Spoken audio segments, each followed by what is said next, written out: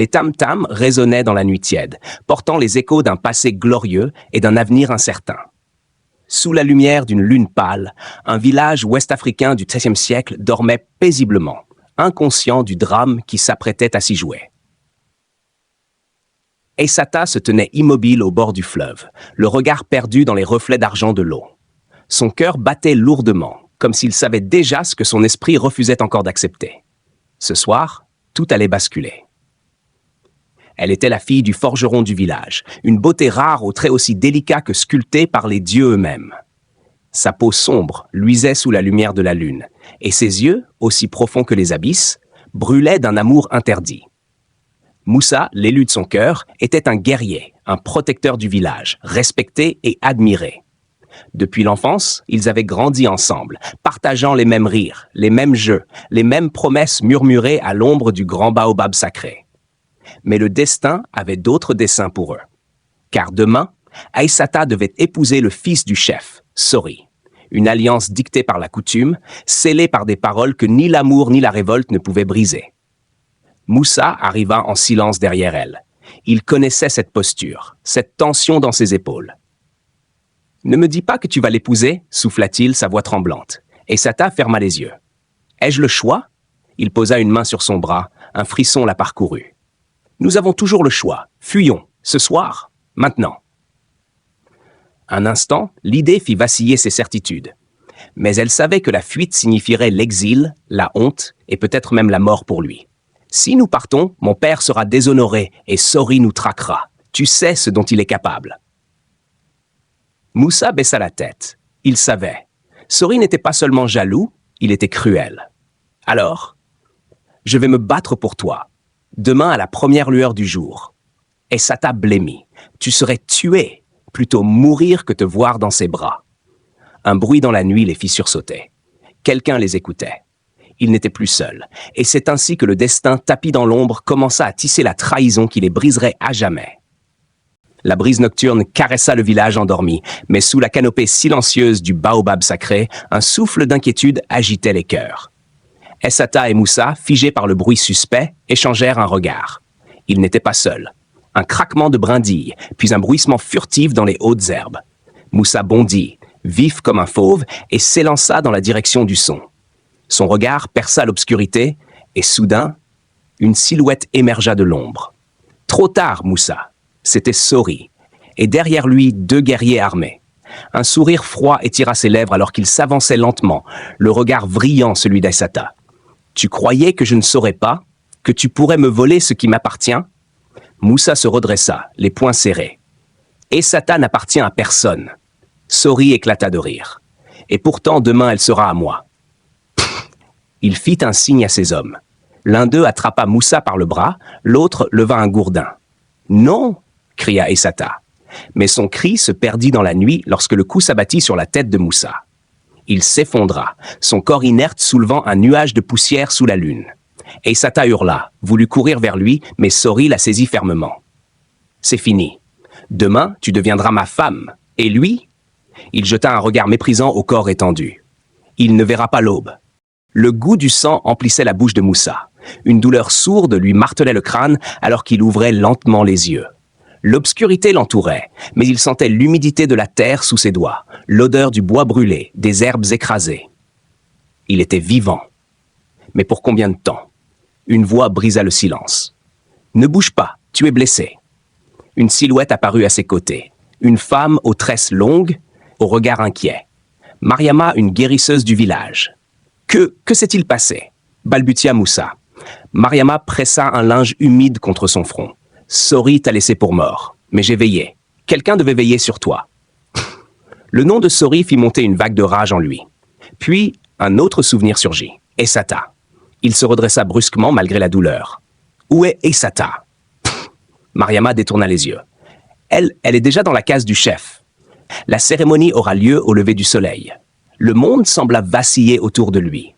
Son amour, sa vie, lui étaient arrachés sous ses yeux. « Je ne peux pas la laisser », gronda-t-il en tentant de se lever. Mariama posa une main sur son épaule. « Si tu y retournes ainsi, tu seras tué avant d'avoir pu faire quoi que ce soit. » Il serra les poings, la mâchoire crispée. « Alors aide-moi. » Un silence. Puis Mariama hocha lentement la tête. Le soleil se levait lentement sur le village, peignant le ciel de teintes d'or et de sang. Dans la grande case du chef, Aissata était assise, parée d'un pagne d'un rouge éclatant, symbole de son union avec Sori. Son cœur battait violemment dans sa poitrine, mais pas d'amour. Non, il n'y avait que du désespoir. Les tambours résonnaient, annonçant que l'heure était venue. Dehors, le village s'était rassemblé, certains festivant, d'autres murmurant sur le destin de la belle Aissata. Dans un coin reculé de la case, sa mère l'observait en silence, les yeux voilés de tristesse. « Ma fille » murmura-t-elle. « Tu dois être forte. » Aissata serra les dents. « Comment puis-je être forte quand on me force à épouser un homme que je hais ?» Sa mère détourna les yeux. « C'est ainsi. C'est la volonté des anciens. » Mais était-ce vraiment la volonté des anciens ou celle de Sori, avide de possession et de pouvoir? Aissata inspira profondément alors que les voix s'élevaient dehors. Sori l'attendait. Au même moment, dans la hutte de Mariama, Moussa ouvrit les yeux avec peine. Sa tête lui semblait lourde comme une pierre, son corps brisé, incapable de se mouvoir. Le mariage, il a commencé? Parvint-il à articuler? Mariama ne répondit pas tout de suite. Puis elle hocha la tête. Oui. Moussa voulut se lever, mais son corps refusa. Il grimaça. Il faut que j'y aille. Mariama posa une main ferme sur son torse. Non, Moussa, tu es trop faible. Si tu y vas maintenant, ce sera pour mourir. Mais que lui importait la mort, s'il devait voir Aissata liée à Sori? Un goût amer lui envahit la bouche. Il était impuissant. Il serra les poings. Pour la première fois de sa vie, Moussa ne pouvait rien faire. Au centre du village, Sori se tenait fièrement sous le grand baobab sacré, vêtu de ses plus beaux ornements de guerrier. Il rayonnait de satisfaction. Aissata s'avança lentement, le regard vide, chaque pas l'éloignant un peu plus de son propre destin. Les paroles rituelles furent prononcées. Le mariage eut lieu. Un cri s'éleva dans le cœur de Moussa, bien qu'il fût loin. C'était fait. L'amour venait de mourir sous le soleil du village. La nuit était tombée sur le village, mais pour Aissata, il n'y avait plus d'étoiles. Elle était désormais l'épouse de Sori. Le mot seul la brûlait de l'intérieur. Le festin battait son plein autour du grand feu. Les villageois chantaient et dansaient, ignorant le drame qui se jouait dans le silence d'Aissata. Assise à côté de son époux, elle sentait son regard pesant sur elle, un regard de conquérant, non d'amoureux. Soudain, un vieillard s'approcha de Sori, l'air grave. « Nous devons parler. » Sori se leva sans un mot, lançant un dernier regard à Aissata avant de disparaître dans l'obscurité. Elle ne savait pas ce qu'il cachait, mais elle savait une chose. Ce mariage n'était pas qu'une simple union arrangée. Dans la case du chef, Sori ferma la porte derrière lui et se tourna vers le vieillard. « As-tu ce que je t'ai demandé ?» L'ancien hocha la tête et sortit un petit sachet de cuir. Les herbes sont rares, le poison agit lentement, mais il est efficace. Un sourire mauvais se dessina sur le visage de Sori. « Parfait. Mon père est affaibli. Dans quelques jours, il rejoindra les ancêtres. Et moi ?» Il laissa sa phrase en suspens, mais le vieillard comprenait déjà. Sori ne voulait pas seulement Aissata. Il voulait le pouvoir. En épousant la fille du forgeron, il s'assurait le soutien des artisans et des guerriers loyaux à son père. Mais ce n'était pas suffisant. Il devait prendre la place du chef, et il était prêt à tuer pour cela. Dans la hutte de Mariama, Moussa sentait ses forces revenir peu à peu. Son esprit brûlait de questions. Pourquoi Sori s'était-il acharné à l'éloigner d'Aissata? Pourquoi ce mariage était-il si important pour lui? Et alors qu'il réfléchissait, il sentit un frisson parcourir son échine. Quelque chose de bien plus sombre se cachait derrière tout cela, et il devait le découvrir. Le vent nocturne portait les murmures du village endormi, mais dans la hutte de Mariama, un orage silencieux grondait. Moussa était assis, les muscles tendus par la douleur et la frustration. Son esprit était ailleurs, dans la case de Sori, là où Aissata était piégée. Mais il ne vit pas Mariama s'approcher. « Tu devrais te reposer encore », murmura-t-elle en s'agenouillant près de lui. Il sentit la chaleur de sa peau, l'odeur des plantes médicinales mêlée à quelque chose d'autre. Une douceur enivrante. Il leva les yeux vers elle. Son regard était intense, brillant d'un feu qu'il n'avait jamais vu. « Tu devrais penser à toi, Moussa », souffla-t-elle en effleurant sa main. « Aissata est perdue. Pourquoi t'acharner pour une femme qui appartient à un autre ?» Moussa se raidit. Elle ne lui appartient pas. Mariama sourit doucement, mais dans ses yeux brillait un éclat trouble. Alors oublie-la. Pense à nous. Elle se pencha, ses lèvres frôlant presque les siennes. Mais il recula brusquement. Non. Mariama cligna des yeux surprise. Pourquoi refuses-tu ce qui est juste devant toi alors que tu cours après un rêve brisé? Moussa inspira profondément. Parce que mon cœur ne peut aimer qu'une seule femme. Mariama se figea, blessée, humiliée. Puis, lentement, elle se redressa, son regard s'assombrissant.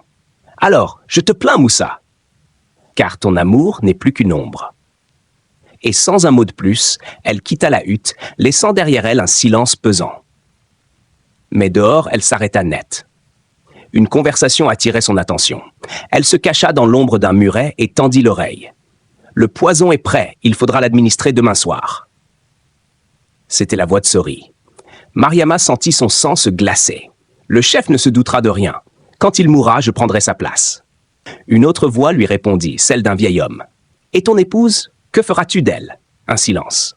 Puis la voix de Sori résonna, froide comme la mort. Elle m'a résisté cette nuit. Je n'ai pas encore dompté sa volonté. Mais une fois que je serai chef, elle n'aura plus le choix. Mariama recula, le cœur battant à tout rompre. Sori allait tuer son propre père. Et Essata, elle n'était qu'un trophée pour lui, un objet qu'il briserait jusqu'à ce qu'elle lui obéisse.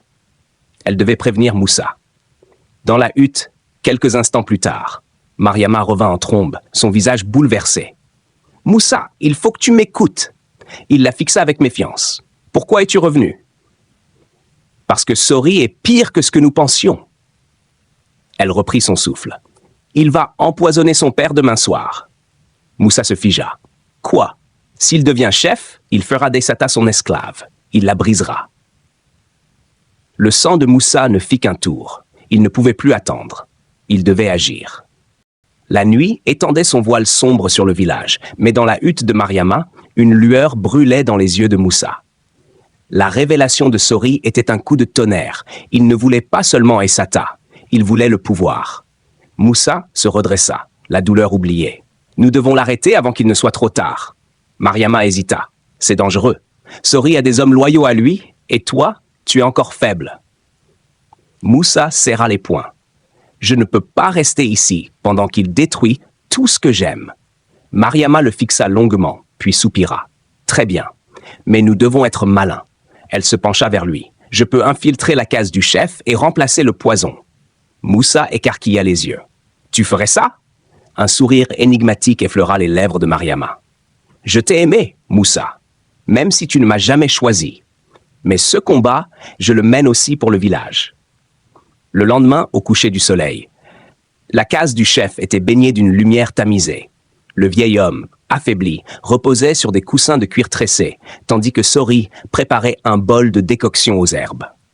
Dans l'ombre, Mariama observait. Elle n'avait qu'un instant pour agir. Lorsque Sori détourna les yeux pour donner un ordre à un serviteur, elle glissa près du plateau et versa discrètement une poignée de feuilles dans le breuvage. Ce n'était plus du poison. C'étaient des plantes qui causeraient une forte fièvre, simulant un empoisonnement, sans tuer le chef. Elle se retira rapidement, son cœur battant à tout rompre. Au même moment, Moussa attendait près du baobab sacré. Il ne pouvait pas se précipiter dans la case du chef sans preuve. Il devait attendre le bon moment. Les minutes s'égrenaient. Puis, un cri déchira le silence. Le chef s'effondre. Des villageois accoururent en hâte. Sori s'agenouilla près de son père, feignant l'inquiétude. « Quelqu'un a empoisonné mon père !» cria-t-il d'une voix forte. « Et je jure devant les ancêtres que je découvrirai qui est le traître. » Un murmure inquiet parcourut l'assemblée. Mais avant que Sori ne puisse ajouter un mot, une autre voix s'éleva dans la foule. « Nous savons déjà qui a voulu l'empoisonner. » Tous se tournèrent vers l'homme qui venait de parler. Moussa. Sori se figea. « Toi, gronda-t-il. » Moussa avança lentement. « Tu joues bien la comédie, Sori, mais nous savons tous que tu as préparé ce poison pour prendre la place de ton père. » Un silence de mort tomba sur l'assemblée, puis Sori éclata de rire. « Des accusations sans preuve !» Il jeta un regard aux villageois. Qui croira un homme qui a perdu son honneur, qui a voulu s'enfuir avec la femme d'un autre? Des murmures montèrent. Sori savait jouer avec la peur et la méfiance des autres. Mais alors qu'il jubilait intérieurement, une nouvelle voix s'éleva. Essata. Elle s'avança, la tête haute, défiant Sori du regard. Moussa dit la vérité. Tous retinrent leur souffle. Cette nuit-là, j'ai entendu Sori parler du poison avec ses complices. Il voulait tuer son propre père pour s'emparer du pouvoir. Les visages autour de lui changèrent. Un vieillard prit la parole. « Sori, est-ce vrai ?» Pour la première fois, Sori hésita. Puis, d'un geste rapide, il tira une dague de son pagne et la pointa vers Essata. « Si je ne peux pas t'avoir, personne ne t'aura. » Un cri s'éleva, mais avant que la lame ne l'atteigne, une main forte attrapa le poignet de Sori. Leurs regards se croisèrent. Puis, d'un mouvement sec, Moussa frappa Sori au visage, le faisant tomber en arrière. Des guerriers du village l'encerclaient aussitôt.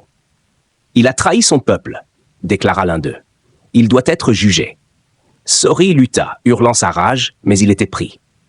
Quelques heures plus tard, le chef, bien qu'affaibli, se rétablit. Le poison n'avait pas eu l'effet escompté. Sori fut banni du village, condamné à errer seul, sans honneur. Essata et Moussa se retrouvèrent enfin sous le baobab sacré. « Je croyais t'avoir perdu », murmura-t-elle en posant une main sur sa joue. « Jamais », répondit-il en la serrant contre lui. « Je t'ai promis de toujours te protéger. » Cette nuit-là, sous le ciel étoilé, une promesse fut scellée. Et cette fois, aucun destin ne pourrait la briser.